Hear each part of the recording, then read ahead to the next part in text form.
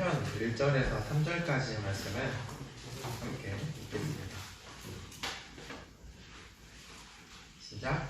여호와는 나의 목자시니 내가 부족함이 없으리로다. 그가 나를 푸른 초장에 누이시며 쉴 만한 물가로 인도하시는도다. 내 영혼을 소생시키시고 자기 이름을 위하여 의의 길로 인도하시는도다. 아멘. 함께 기도드리겠습니다. 사랑이 충만하신 아버지 하나님 감사합니다. 이 아침도 하나님께 예배드리게 하기 위하여 이 자리에 모이게 하시고 신령과 진정한 마음으로 하나님께 예배드리게 하심을 감사드립니다. 주님, 이 시간 우리 마음이 하나님 말씀 가운데에 겸손하게 하시고 하나님께서 주시는 신령한 말씀을 통해서 우리의 마음이 은혜와 감동을 받아 변화되는 그런 귀한 예배의 시간으로 채워주시기 바랍니다. 성령께서 함께하여 주셔서 성령께서 각 사람의 마음을 움직여 주시고 성령께서 이 충만한 시간으로 이끌어 주시길 원하며 예수님 이름으로 기도드렸습니다. 아멘. 다시 한번 인사드리겠습니다. 안녕하십니까? 반갑습니다. 광양 참빛교회에서 온 김선민 형제입니다. 오늘 차를 타고 오는데 날씨 진짜 너무 좋더라고요.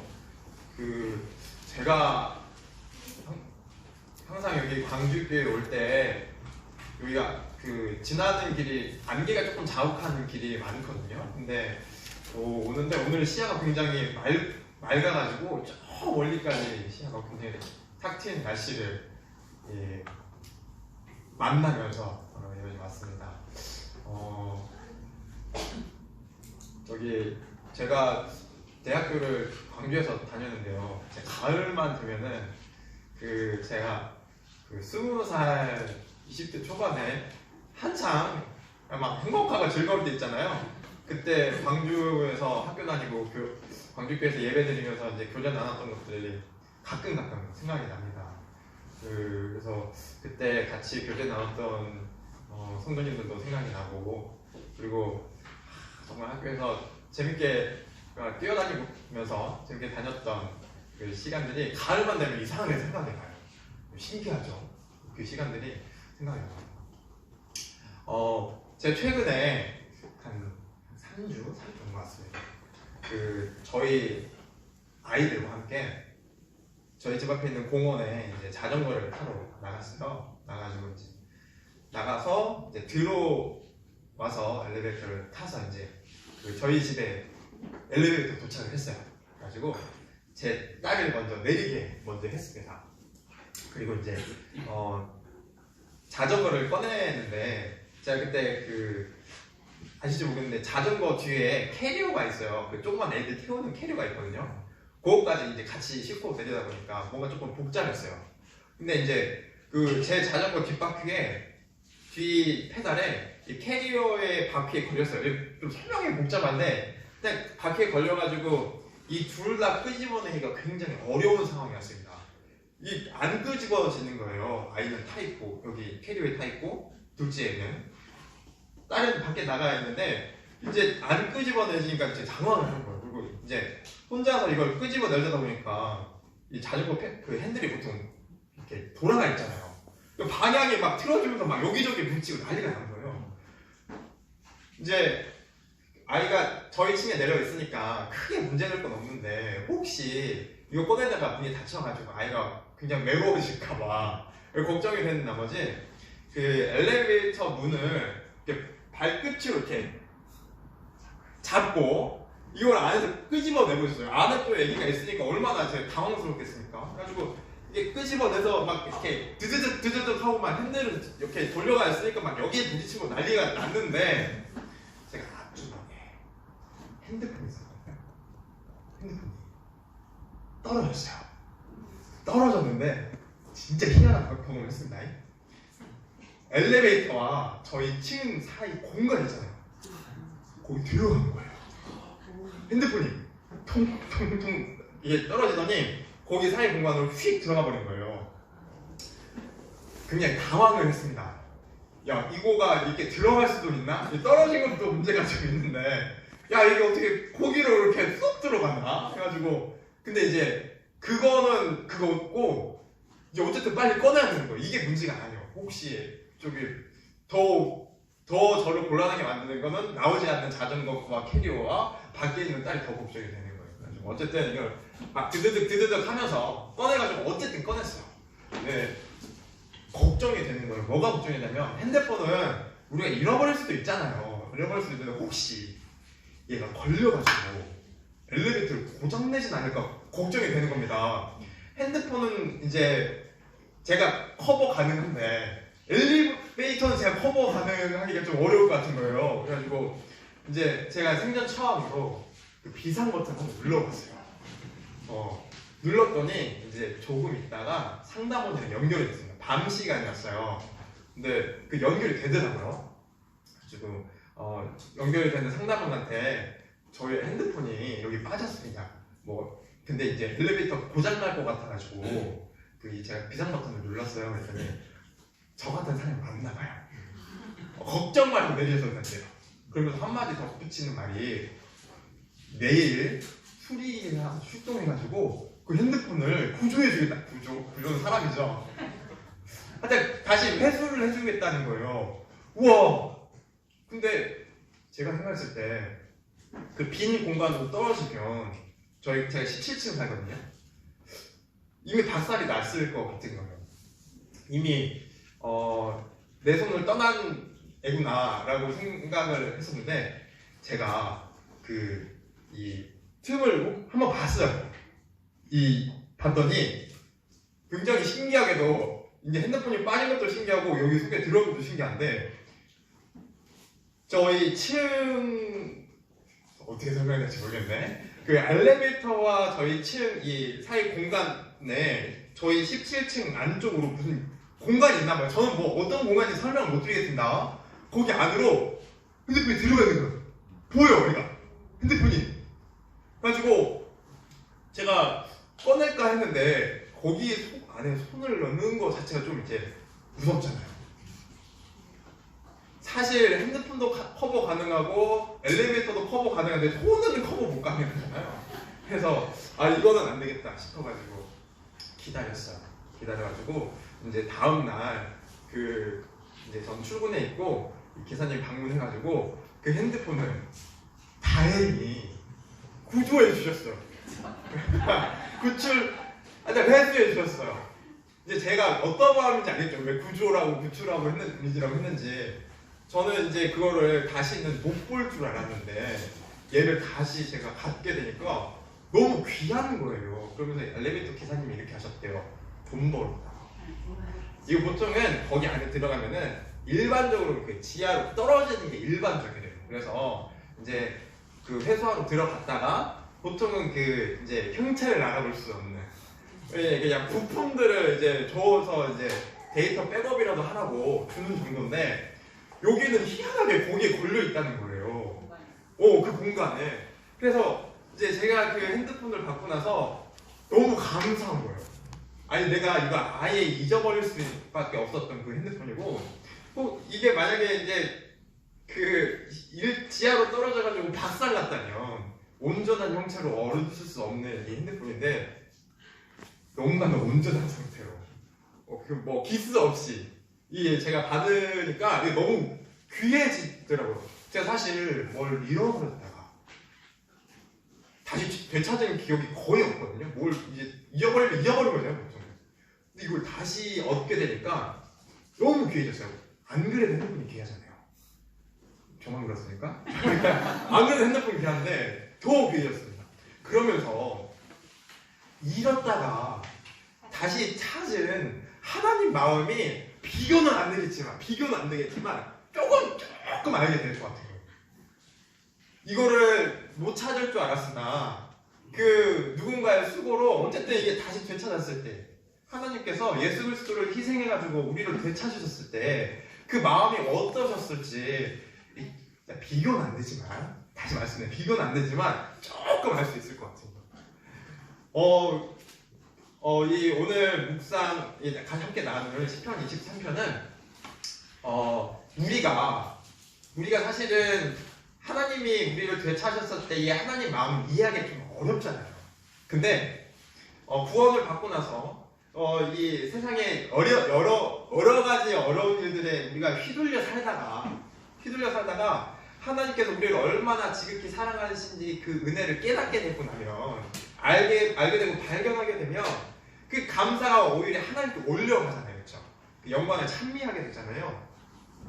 시편 23편의 기록자인 이 다윗도 굉장히 이 시편 23편을 기록할 때 굉장히 어려운 상황이었다고 합니다. 근데 그 가운데에서도 나를 지키시고 보호하시는 크신 하나님의 사랑을 경험하고 나서 이 23편을 기록했다고 합니다. 오늘 말씀의 주제는 양 같은 우리들이라는 주제로 성도님들과 함께 교제 나누기 원합니다. 혹시 양의 좀 특징들 아시나요? 속성들? 양을 잘 안 키우잖아요, 그렇죠? 양은 좀 이렇게 키우기 좀 쉽지 않은 동물인데, 우리가 보통 생각하는 양의 이미지는 들푸른 초원 위에 아니죠. 양이 이렇게 듬성듬성하면서 자유롭고 평화롭고 깨끗해 보이는, 약간 순수하고 깨끗해 보이는 이 이미지를 가지고 있잖아요. 근데 실제로 양은 완전히 다르대요. 성격이 그렇게 더럽대요. 그리고 얘가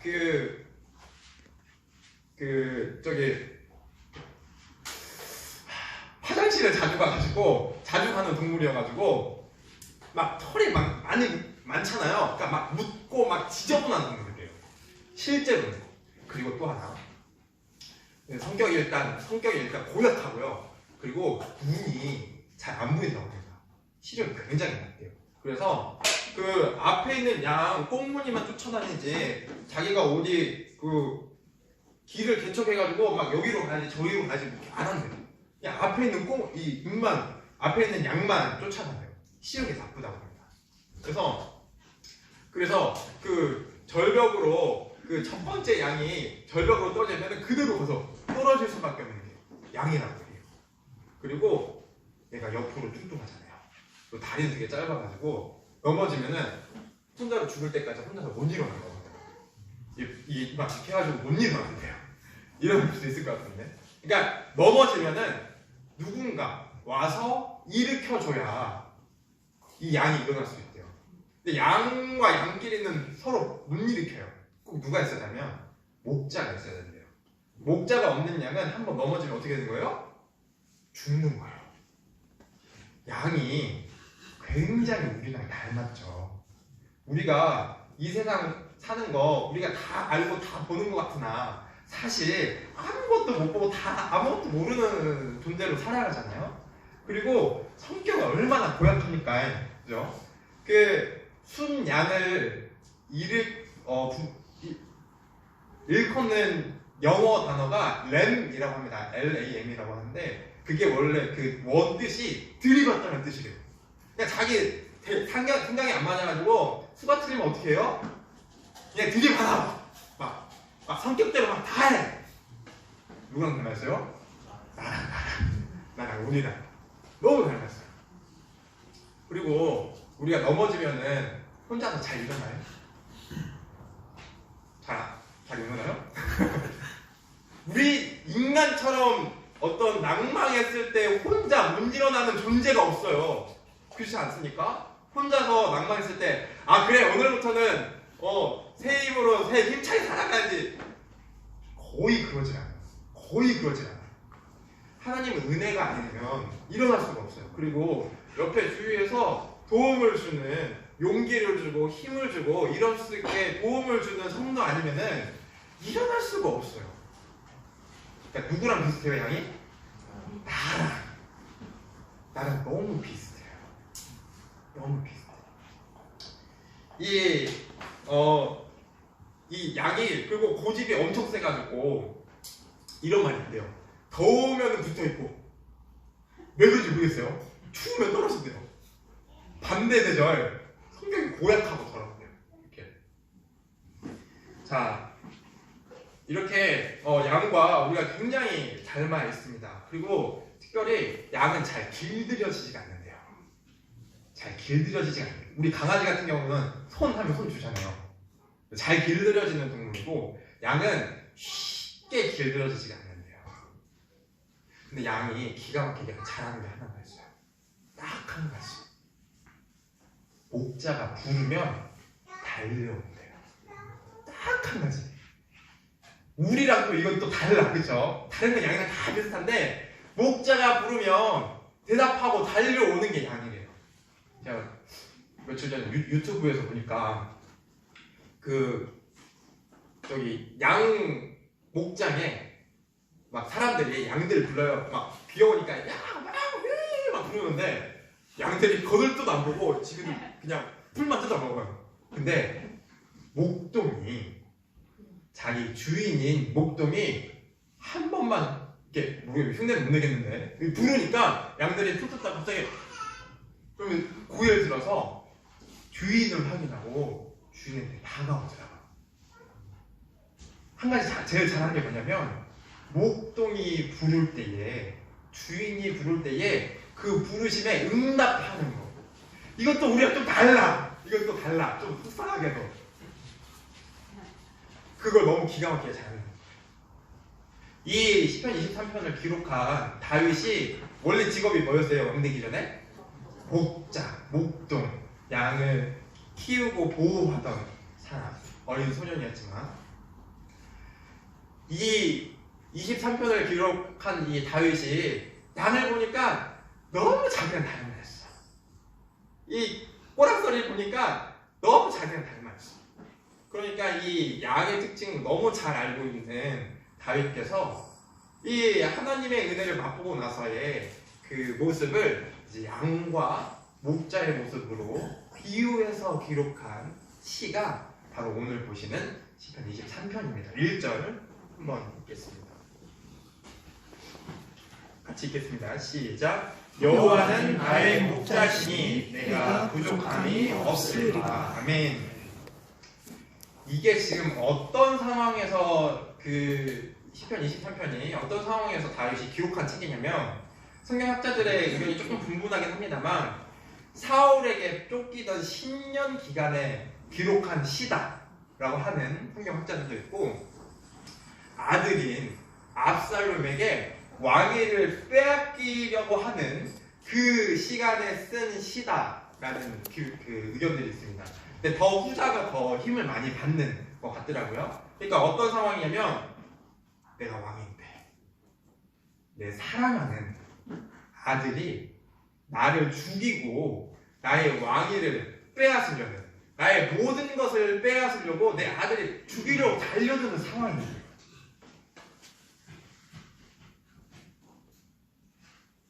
얼마나 마음이 비참하겠어요. 비극적이죠. 내가 사랑하는 아들이 나를 죽이려고 달라드는데 평소 같은 상황이 아니에요. 이 다윗이 막 성대하고 지금 모든 것이 잘 되고 있는 상황이 절대 아니에요. 가장 비참하고 절망적인 순간일 겁니다. 그 순간에 다윗은 이 말씀을 기록한 거예요. 여호와는 나의 목자시니 내가 부족한 게 있다고요? 없다고요? 없다고. 내가 그동안 어렸을 때 양 치는 거 보니까 이 주인 없는 양과 주인 있는 양의 큰 차이가 뭐냐면 목자가 양을 부를 때에 이 양이 응답하는 것이고 목자는 어떠한 위해하는 환경이 있을 때에도 목숨을 다해서 양을 지킨다는 거. 그거 하나예요. 그걸 발견하게 하신 거예요.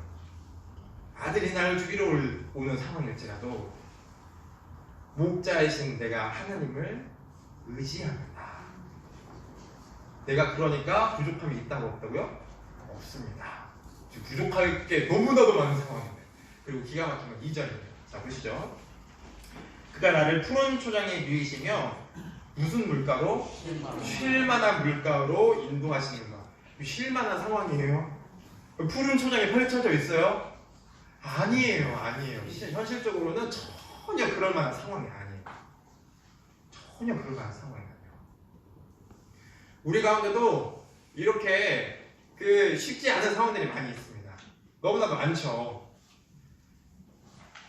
저 같은 경우는 지금 우리 아이들이 아파요. 크게 아픈 건 아니고 열이 지금 수요일부터 나기 시작하는데 그 아들이 열이 계속 나는 거예요. 그래서 수요일에 났다가 목요일은 괜찮아가지고 어린이집 갔다가 금요일날 이제 하원에서 그러니까 막 온몸에 막 반점 같은 게 나는 거예요. 그래서 보통은 이제 돌치라고 하죠. 돌 가까이 되면은 아이들이 막 아프고 그런데요. 그래서 그것 때문에 열 때문에 열꽃이 피는 줄 알았는데 막 사방 근데 막 이제 막 심하게 나는 거예요. 심하게 막 온 몸이. 그래가지고 이제 어제 제가 병원을 데려갔는데 아이를 보여드렸더니 수두래요. 수두 전염병. 근데 열이 계속 나는 거예요. 열이 수두는 뭐 약이 별로 없다고 하더라고요. 약이 없고 그냥 버텨야 되는데 자기 면역으로 이제 나아야 되는데 안타까운 건 뭐냐면 열이 계속 나요. 뭐 어제 밤에 막 40도가 넘고 그랬어요. 그러니까 마음이 너무 불편하죠. 아이가 이렇게 아프고 그리고 근데 둘째가 이렇게 아프면 첫째는 괜찮으면 좋잖아요. 첫째도 열이 막 감기 걸려가지고 밤에 저랑 아내랑 요새 며칠 전에 밤에 잠을 잘 못 잤어요. 하고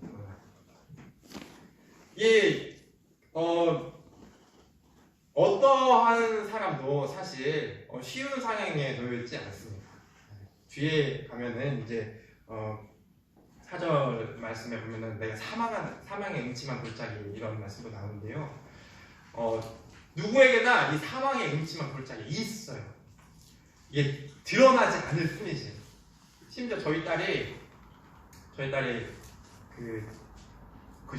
며칠 전에 저희 부부를 앉혀놓고 이런 얘기를 하는 거예요. 자기 유치원에 사총사가 있대요. 자기 말고 어떤 사총사가 있는데 걔네 노는 게 너무 즐겁고 행복해 보여가지고 자기도 끼고 싶은데 안 끼워준다고 울면서 얘기하는 거예요. 걔는 걔만의 사막에 음칠게 하는 골짜기 있는 거예요. 지금 마음이 너무나도 서럽고 고통스러운 게 있는 거예요. 나름대로 6살짜리도. 제가 중학생들 가르치고 있는데 중학생들도 나름대로 자기들만의 사막의 음침한 골짜기들 다 있어. 뭐 어떤 애들은 이게 보면 학원 가는 게 너무나도 싫대요. 막 지옥 같대요. 근데 부모님들 막 계속 보내. 그러니까 얼마나 막 내가 학원만 안 가면은 막 타겠대. 어떤 애들은 친구 관계 문제도 있고, 어떤 친구들은 뭐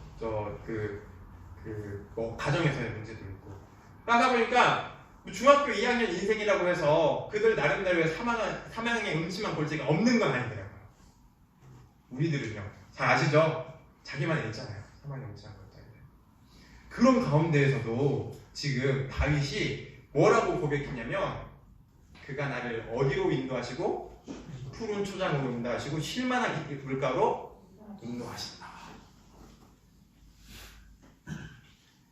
처음부터 다윗이 이 묵상을 할 수 있었을까요? 하나님께서 주시는 훈련과 단련 없이 이런 아들이 자기를 죽이려고 달려오는 이 상황에서 처음부터 이 묵상을 마음속으로 입 밖으로 낼 수 있었을까요? 아닐 겁니다. 다윗에게도 분명 계기가 있었을 거예요. 이런 상황에서는 뭐 이런 걸 해야 된다 라는 배움의 어떤 기회가 있었을 겁니다. 우리 사무엘상 찾겠습니다. 사무엘상 16장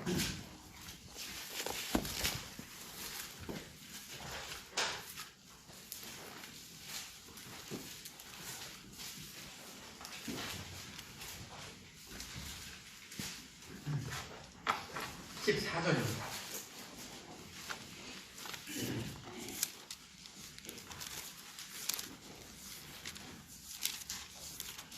제가 읽겠습니다. 여호와의 신이 사울에게서 떠나고 여호와의 불의 신 악신이 그를 번뇌케 한지라. 사울의 신하들이 그에게 이르되 보소서 하나님의 불의 신 악신이 왕을 번뇌케 하온즉 왕컨대 우리 주는 주의 앞에 모시는 신하에게 명하여 수금을 잘 탈 줄 아는 사람을 구하게 하소서. 하나님의 불의 신 악신이 왕에게 이를 때에 그가 손으로 타면 왕이 나으시리이다.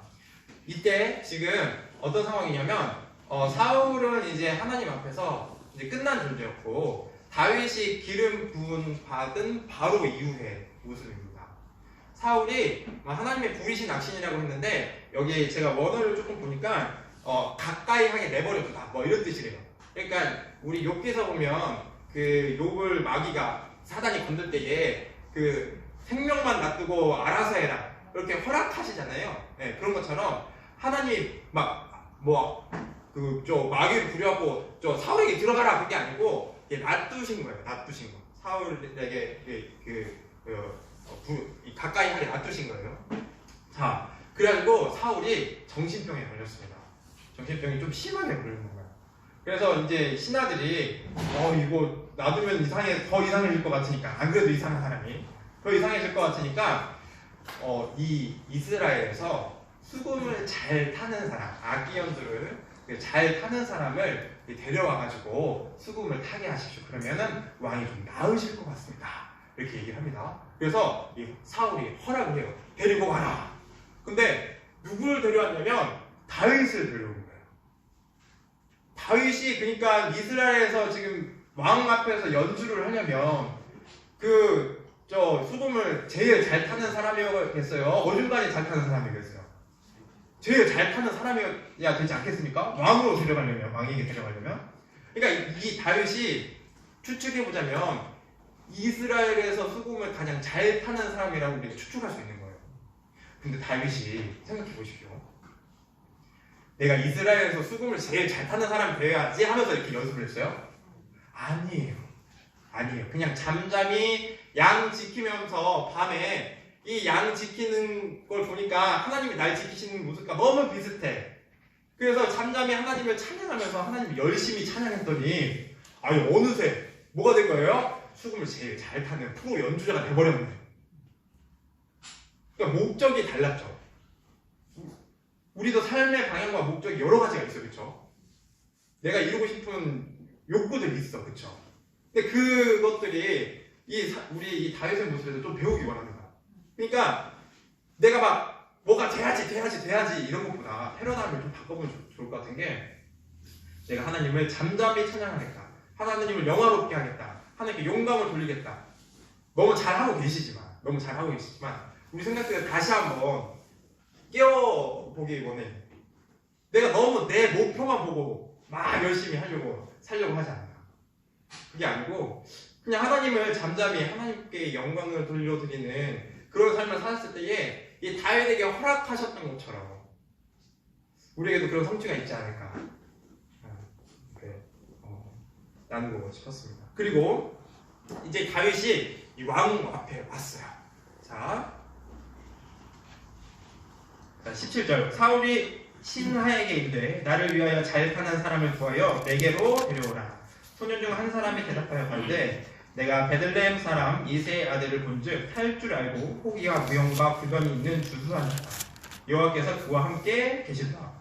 여호와께서 그와 어떻게 하신다고요? 함께 계시더라. 앞에 보면은 지금 다윗이 할 수 있는 게 너무 많아요. 무용도 잘한대요. 말도 잘한대요. 그러니까 춤도 잘 추고 말도 잘하고 네? 뭐죠? 호기 약간 내가 용기도 있어.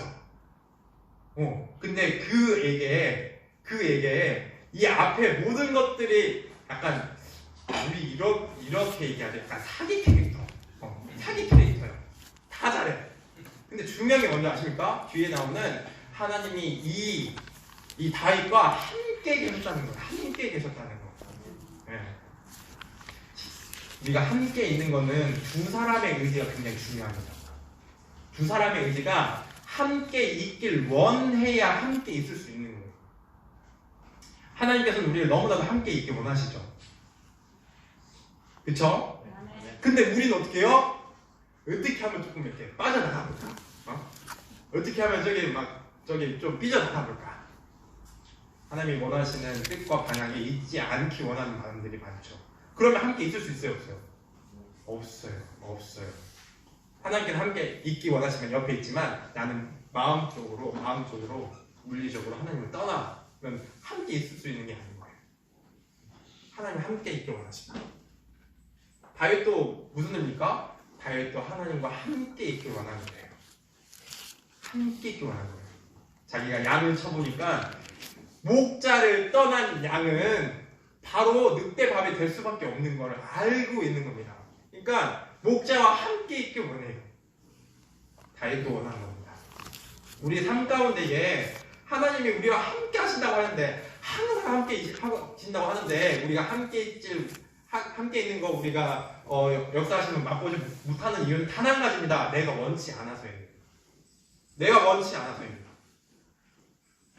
자, 그래가지고 자 19절 사울이 이제 사자를 이새에게 보내요. 이름에 양치는 내 아들 다윗을 내게로 보내라 하매 이새가 떡과 한 거죽 부대 그 포도주와 염소 새끼를 나귀에 실리고 그 아들 다윗의 손으로 사울에게 보내니 다윗이 사울에게 이르러 그 앞에 모셔서매 사울이 그를 크게 사랑하여 자기의 병기된 자를 삼고 이새에게 사람을 보내어 이르되 청컨대 다윗으로 내 앞에 모셔서게 하라. 그가 내게 은총을 얻었느니라 하니라. 23절 같이 읽겠습니다. 시작. 하나님의 부리신 악신이 사울에게 이를 때에 다윗이 수금을 취하여 손으로 탄즉 사울이 상쾌하여 낫고 악신은 그에게서 떠나가더라. 하나님을 찬양했던 그 능력들, 그죠? 그 수금 타는 너무 복잡한 상황이에요. 이 왕이 악신에 들렸어요. 정신 이상자가 돼버렸어. 근데 하나님께서 함께 하시는 이 다윗이 악기를 연주해서 하나님을 찬양하자 뭐가 된 거예요? 악신이 떠나갔대요. 알게 된 겁니다. 뭡니까?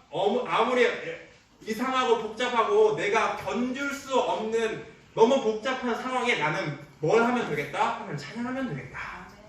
하나님 찬양하면 되겠다. 그걸 배운 거예요.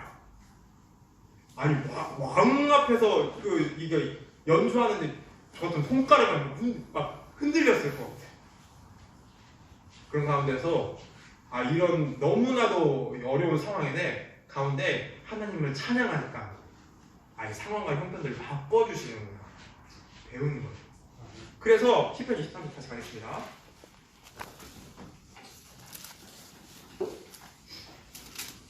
시편 23편. 그래서 시편 23편의 1절 2절이 다윗의 고백이 될 수밖에 없는 이유예요. 압살롬이 나를 죽이려고, 자기 아들이 나를 죽이려고 이렇게 쫓아올 때에 내가 뭘 하기로 결정한 겁니까? 하나님을 찬양하기로 결정한 겁니다. 1절 2절. 우리도 여러 가지 어려운 사망의 음침한 골짜기가 있지만 그 가운데 우리가 찬양을 하기로 결단하는 마음으로 1절 2절 같이 읽기만 합니다. 시작. 여호와는 나의 목자시니 내가 부족함이 없으리로다. 그가 나를 푸른 초장에 누이시며 쉴만한 물가로 인도하시는다. 아멘. 아멘. 제가 애들이 열이 많이 났다고 했잖아요. 근데 둘째가 열이 40도까지 넘어가가지고 일단 해열제를 먹였는데 떨어지는 듯 하다가 한 새벽 2시인가 3시인가 네 2시인가 그저께였어요.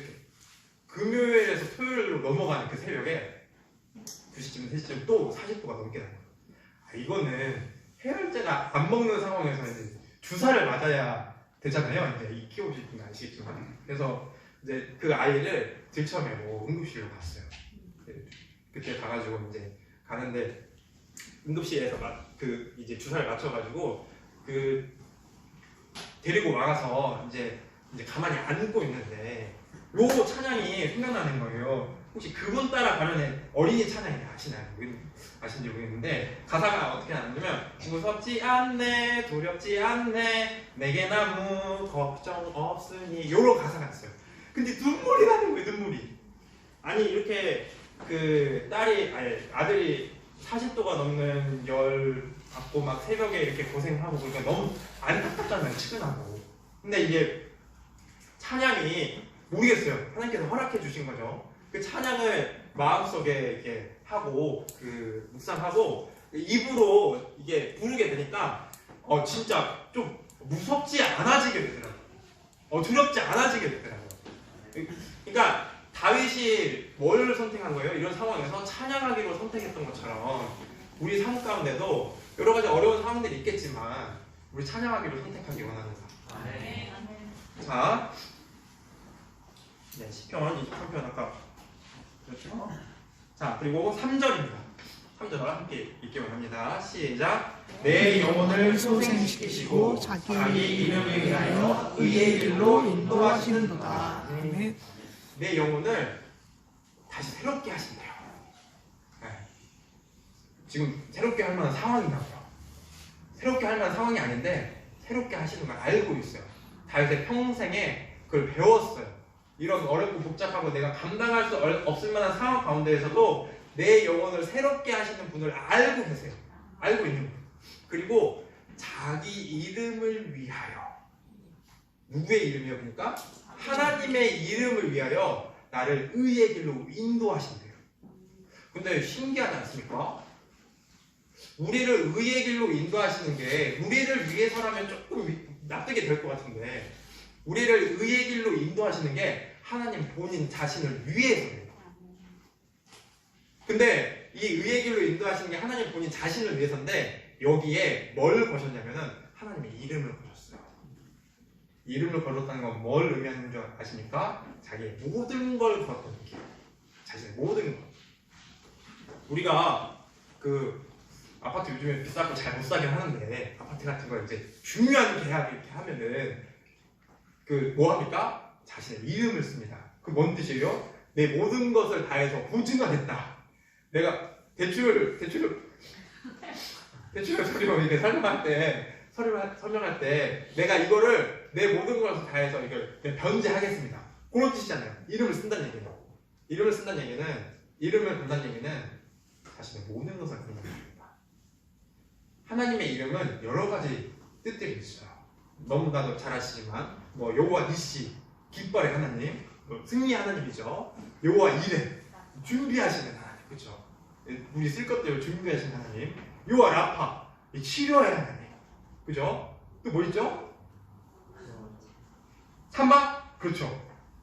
삼방 조금 있다가 여호와 샬롬, 평강의 하나님, 그렇죠? 여호와 삼방 아닌데 이게 무슨 뜻이냐면 거하시다, 존재하시다라는 뜻을 가지고 있대요.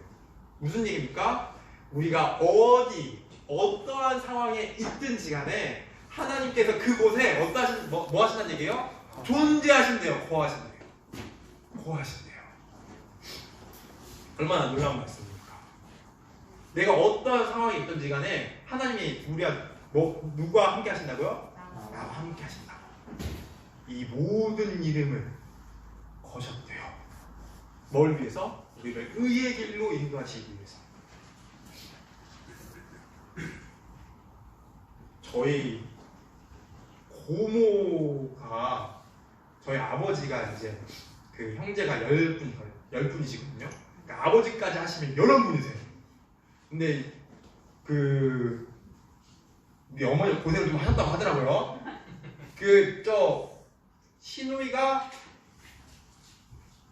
7명. 시누이가 7명이에요. 시누이가 7명인데 어쨌든 근데 저희 할아버지께서 이제 자녀들을 이제 많이 이제 할머니랑 같이 생산을 하셨는데 첫 번째부터 셋째까지 딸이었대요. 근데 예전에는 저희 할아버지는 진짜로 구한마을 분이시니까 예전에는 남아 선도 하는 사람이 있었잖아요. 그래서 남자가 중요하고 귀해 농사도 짓고 그래야 되니까. 근데 셋째까지 딸이니까 할아버지가 굉장히 낙심을 하셨대요. 넷째를 임신하셨는데 넷째를 임신하고 나니까 나는 그래도 이제 아들이겠지. 그래도 확률적으로 지금 3명이나 딸을 낳았으면 이제 아들 낳을 때 됐잖아요. 근데 이제 몰라. 까보기 전까지 몰라. 예전에 초음파 그런 거 없으니까. 그리고 넷째를 딱 낳았는데 딸이요. 그래갖고 할아버지가 에라이 그래가지고 저희 고모 이름이 넷째 고모 이름이 김에르다였어. 김에라. 에라이 해가지고 진짜예요. 진짜예요, 진짜. 지금 8순 가까이 되셨는데 지금 그때 할머니 이름 치고는 조금 지금 보면 고급스러운 이름이죠. 그죠? 옛날에 뭐 순자, 알자가 이런 거 있잖아요. 근데 지금 보면 좀 고급스러운 이름인데 할아버지가 그 넷째 딸의 실망감에 그 에라 했는데 이름이 에라가 된 거예요. 저도 이름이 김선민입니다. 착할 선자에 민첩할 민자인데 예전에 조금 민첩했는데 지금 좀 그렇게 안 됐어요. 선자는 학렬이라고 하대요. 그 뭐 이렇게 저 같은 대 사람들이 나눠 쓰는 같이 쓰는 이름 선자는. 그래서 선자는 고정이에요. 저희 형 이름도 선자 들어가요. 그리고 민자는 지어준 이름이에요. 민첩할 민. 근데 저는 아무리 생각해도 착할 선자와 민첩할 민자가 조합이 안 되는 거예요. 무슨 뜻일까? 그냥 그 학렬은 그냥 선자니까 놔두고 그냥 민첩하게 살아라 뭐 이런 뜻인가? 그래가지고 저는 이제 분명히 나한테도 이름의 뜻이 있을 텐데 이름의 어떤 삶을 이렇게 살았으면 좋겠다라는 방향성이 있을 텐데 뭘까? 고민을 했어요. 아빠한테 물어봐도 말 안 해줘요. 대충이었나? 그랬는데 제가 나름대로 생각이 뭐냐면 선한 데 가서 민첩하게 네가 먼저 가서 선한 곳에 선한 일을 행하라. 나름대로 제가 이렇게 생각을 한 거예요. 그러니까 그 선한 건 뭡니까? 하나님의 말씀이 선포되는 것들, 하나님의 복음이 선포되는 것들, 하나님이 기뻐하시는 것들이 선한 것들이잖아요. 제 나름대로 이제 그런 거는 민첩하게 행동해라, 뭐 빨리 가라, 뭐 이렇게 나름대로 생각을 했습니다. 저희 아들이 지금 이제 돌을 지난 이 아들은 리건이에요. 리건. 이롤리에 세울 것. 그러니까 이로움을 세우는 뜻을 가지고 있어요. 제가 기도할 때만 그랬어요. 이렇게 얘기합니다. 아들과 자기 전에 이제 기도할 때마다 하나님, 제 자녀가 하나님의 이로움을 이 세상에 잘 세우는 아이가 되게 해주세요. 그게 멋있지 않습니까?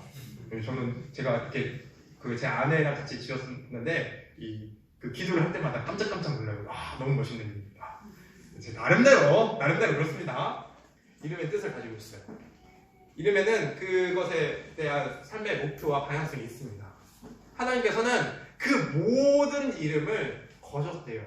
어디에요? 우리를 의의 길로 인도하신 데 거셨대요. 근데 아까도 말씀드렸는데 이상하지 않냐고요.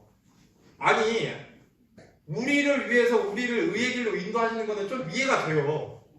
그렇지 않아요? 부모님들이 자식들 위해서 고생하시면 뭐예요? 자식들 위해서 하잖아요. 그러니까 일반적으로 생각하면 그게 맞는 것 같은데 하나님이 자신을 위해서요. 이게 무슨 뜻일까? 저는 고민이 좀 됐었어요.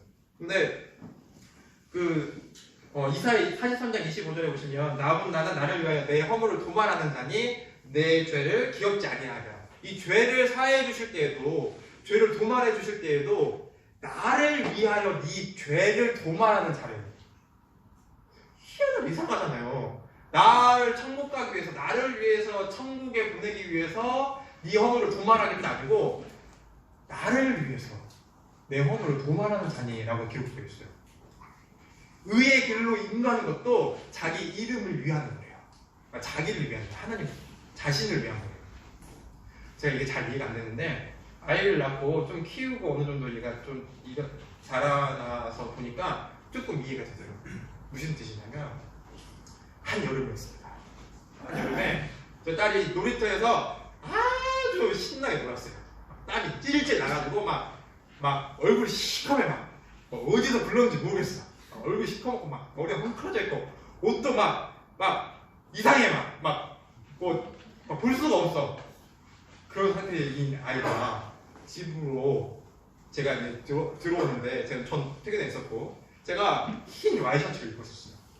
흰 와이셔츠를 입고 있었는데 저희 딸이 저를 발견했잖아요. 발견하면 어떻게 해요? 보통 딸들이 어떻게 해요? 아빠! 하면서 저한테 뛰어드는데 달려드는데 제가 안아줄 수 있어요? 없어요? 나 흰 와이셔츠 입었는데 안아줄 수 저만 그랬구나. 못 안아주겠더라고요. 흰 와이셔츠 하얀 거 입고 있으니까. 어떻게 안아줄 수 있어요? 깨끗이 씻겨야 돼요. 깨끗이 씻겨야 돼요. 내가 안아주려면 내 사랑이 제 아이에 대해 흘러가기 위해서는 얘를 씻겨줘야 돼요. 그래서 머리도 감겨주고 얼굴도 반들반들 이렇게 펴주고 몸도 씻겨주고 그 깨끗한 옷으로 입혀주고 로션도 이제 반들반들 발라주고 나서야 제가 꽉 껴안아줄 수 있겠더라고요. 이게 무슨 말입니까? 내 사랑이 내 자녀에게 막힘없이 흘러가기 위해서는 이 아이가 깨끗해지는 과정이 필요했던 거예요. 무슨 말씀 이해가 되시죠? 내 사랑이 내 자녀에게 막힘없이 흘러가기 위해서는 이 깨끗해지는 과정이 필요하더라고요. 그러니까 내 사랑을 얘에게 쏟아주기 위해서 이 아이를 깨끗게 하는 거예요. 이거는 누구를 위한 거예요? 나를 위한 거예요. 나를 위한 거.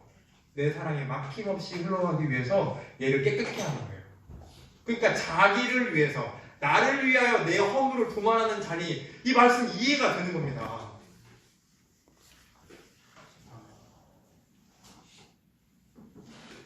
하나님께서 우리를 또 의의 길로 인도하시기 위해서 근데 이거를 또 자기를 위해서 그래요. 네. 자기 이름을 위해서요. 본인을 위해서요. 우리를 의로운 길로 인도하신 겁니다. 우리 자신을 위한 거면은 굉장히 불완전하고 한정적일 수밖에 없어요. 그쵸? 우리 이런 거 있잖아요. 부모님들이 자식을 위해서 막 잘되라고 그렇게 애쓰고 했는데 자식이 헛짓거리해. 그럼 어떻게 해요? 속상해요. 포기하고 싶어. 그러니까 목적과 방향이 자녀 자체한테 있으면은 한정적이야. 너무 제한적이야. 하나님 자신의 의를 이루기 위해서 얘를 자신의 모든 것을 걸고 인도하신다. 이거는 더 믿을 만한 겁니다. 더 의지할 만한 거예요. 목적과 방향이 나한테 있는 게 아니에요. 하나님께서 우리를 지키시는 게 하나님을 위해서예요. 그러면 더욱 힘센 죄송합니다. 더욱 힘센 능력과 권능이 나를 붙잡고 있는 목적과 방향이 하나님 자신을 위해서라면 더욱 신뢰할 수 있을 만한 거라고. 우리는 너무나 낭만하고 넘어지고 자주 좌절합니다. 그런데도 하나님이 그냥 붙잡고 계시는 거예요. 붙잡고 계시는 거예요. 내 모든 이름을 걸고 하나님 자신의 모든 이름을 걸고 우리를 의의 길로 인도하십니다. 그럼 우리가 발견하면 우리 이 세상 가운데서 좀 당당하게 살 수 있잖아요. 예? 좀 이게 내가 가진 것도 없고 다른 사람들 앞에서 잘난 것도 없지만 그래도 하나님 앞에서 그래도 내가 존귀하고 멋진 사람으로 살아갈 수 있잖아요. 사람들이 아무리 막 이상하게 보고 뭐라고 해도 그죠? 나를 둘러싼 모든 환경이 절망스러울 수밖에 없는 상황이다 하더라도 그래도 버틸 수 있을 만한 거 아닙니까? 하나님께서 자신의 모든 이름을 걸고 하나님 자신을 위하여 우리를 의의 길로 이렇게 하신다는데 할만하잖아요. 그렇죠?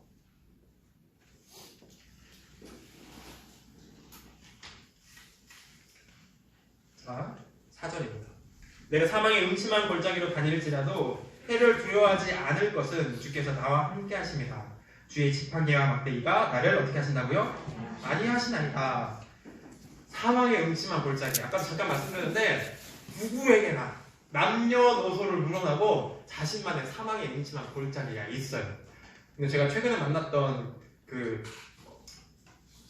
중학교 2학년 정도는 아직 좀 뇌가 덜 자라가지고 자기는 없다고 하더라고요. 상담하는데 야 너의 어떤 어려움 같은 건 없니? 그랬더니 없는 그거는 없는 게 아니고 생각이 없는 것 같아.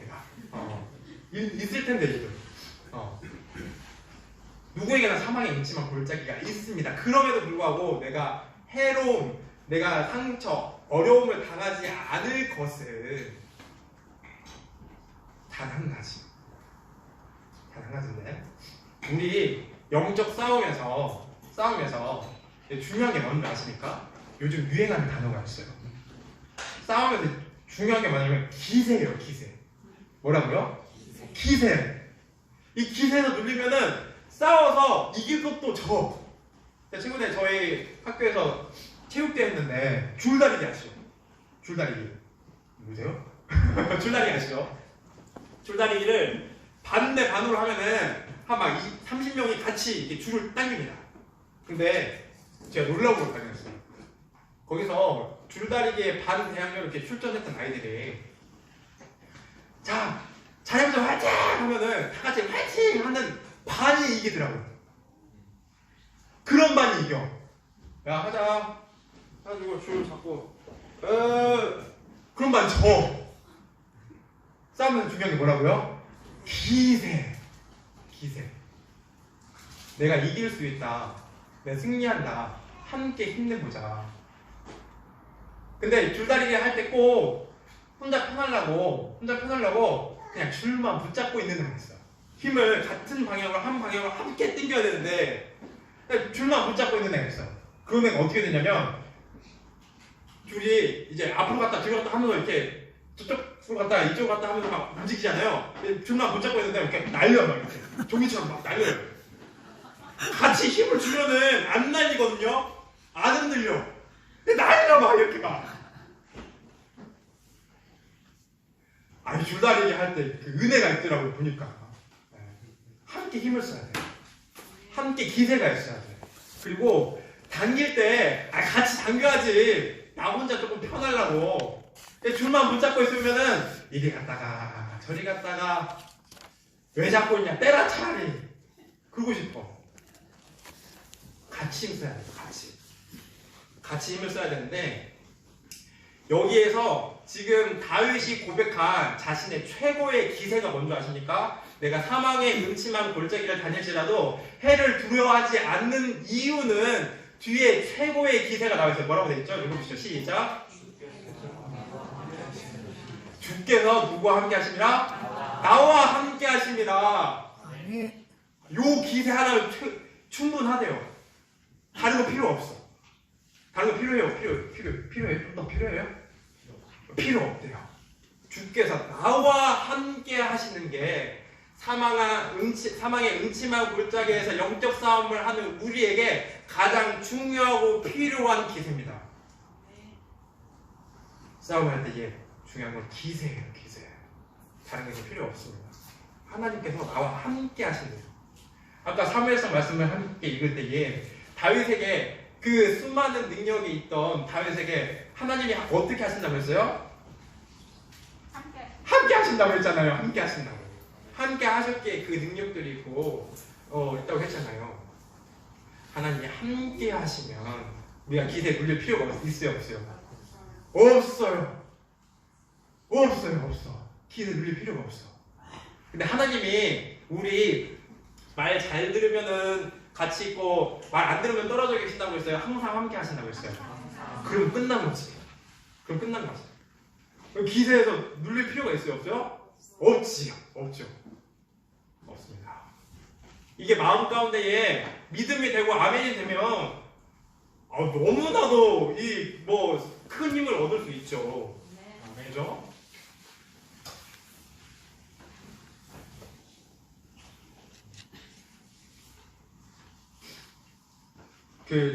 저희 딸도 저한테 뭔가 바라는 게 있잖아요. 뭐 어떻게 하는지 아세요? 눈을 째려보세요. 이 뭐예요? 기선제압 하겠다. 기세를 내가 먼저 보이겠다. 그래서 아빠한테 원하는 걸 얻어내겠다 이러거든요. 그죠? 저희 딸도 알아요. 기세가 중요한 거. 뭐 하면은 다 이렇게 째려봅니다. 얼마나 무서운지 모릅니다. 무서워요. 웬만하면 원하는 걸 들어주고 싶습니다. 저희 내 얘기는 하지 않겠습니다. 네. 자, 우리 5절 보겠습니다. 주께서 내 원수의 목전에서 내게 상을 베푸시고 기름으로 내 머리에 바르셨으니 내 잔이 넘치나이다. 이거를 저는 5절을 한 단어로 한 문장으로 요약하자면 역전승리. 내가 지는 것 같아 보였으나 내가 끌려가는 것 같아 보였으나 결국에는 하나님이 주신 힘과 능력으로 어떻게 되는 거예요? 내가 승리하게 되는 거예요. 원수의 목전에서 하나님께서 내게 상을 베푸시고 기름으로 영화롭게 하시는 거. 역전승리. 가장 짜릿한 승리가 역전승리입니다. 아시안컵 아니죠. 아시안 게임에서 일본이랑 축구할 때 1대0으로 끌려가고 있었어요. 동점골 넣고 축구 잘 안 보시죠? 동점골 넣고 역전골 이렇게 으아! 그냥 처음부터 이기는 게임이랑 이건 차원이 달라. 그 짜릿함에 말도 못해. 여러분들에게 하나님의 역전 승리가 있기 원합니다. 네. 자, 6절입니다. 나의 평생의 선하심과 인자하심이 정녕 나를 따르리니 내가 여호와의 집에 어떻게 거하리로다? 영원히 거하리로다. 이 압살롬이 지금 나를 죽이려고 쫓아오는 순간에도 목자이신 하나님이 나를 지키시고 보호하시고 나를 인도하시는 존재임을, 그리고 여호와 삼마 나와 함께 하시는 분임을, 그리고 자신의 모든 이름을 걸고 나를 의의 길로 인도하시는 걸 아는 다윗은 상황에 좌지우지하지 않겠다. 이 가운데서도 내가 여호와의 집, 다른 말로 하면은 하나님께서 주시는 평강 가운데 영원히 거하겠다 라는 간증을 할 수 있었습니다. 우리 요한복음 10장, 요한복음 10장.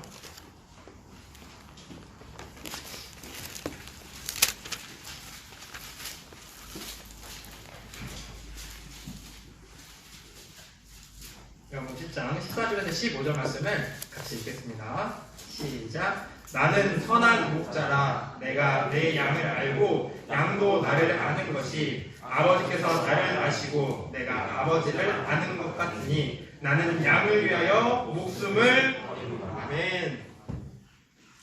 양과 목자의 관계가 우리 가운데 성립이 되어 있는데, 이 우리가 양의 주인, 목자가 우리의 목자가 되신 게 그냥 된 게 아니더라고요.